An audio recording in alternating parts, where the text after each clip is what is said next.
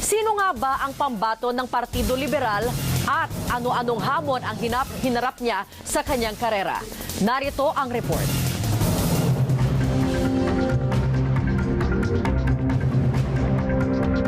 Ako si Mar Rojas, tinatanggap ko ang hamon ng ating mga boss.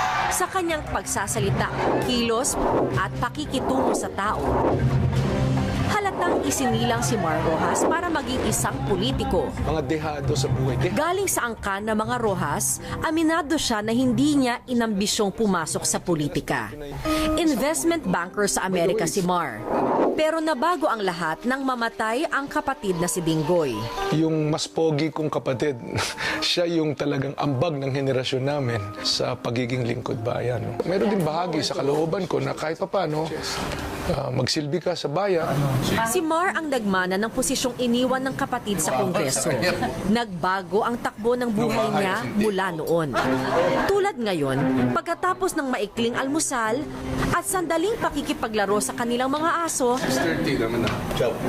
tatakbo na si Mar para umabot sa susunod niyang appointment. Okay, see you guys.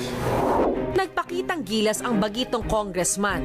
3 termino siya sa Kongreso at tumutok sa mga kakulangan tulad sa edukasyon. Dapat pantay-pantay ang chance ng bawat mag-aaral na makakuha ng classroom. We have new management. Binangga niya ang mga dambuhalang pharmaceutical companies nang ipasa ang batas para sa cheaper medicine. Sabi nila, masisira ang industriya, ganon. 8 years later, nandiyan pa rin ang industriya, iniinom pa rin ng mga kababayan natin yung kanilang mga gamot. Every day, ang savings, kalahating kilong bigas. 5 taon lamang ang balak niyang itagal sa politika noon. Boundary na raw siya sa paglilingkod bayan. Pero bago matapos ang huling termino sa Kongreso, may panibagong hamon para kay Mar.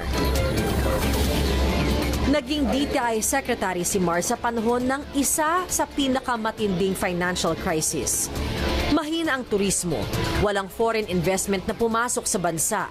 Napalaban ang bagong kalihim. Nasa isip ko parati is, yung mga mag-graduate taon-taon, anong papasukan nila? Mahina ang pagnenegosyo. Naaral ko itong call centers and IT. So sinasabi natin na subukan nyo kami rito. Gumana ang kanyang formula.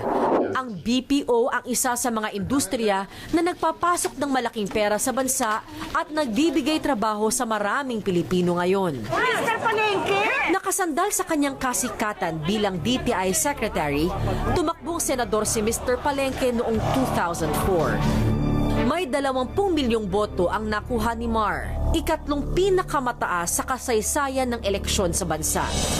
1 taon bago ang 2010 national elections kung saan si Mar ang pambato ng Partido Liberal, pinakasalan niya ang Batikang news anchor na si Corina Sanchez.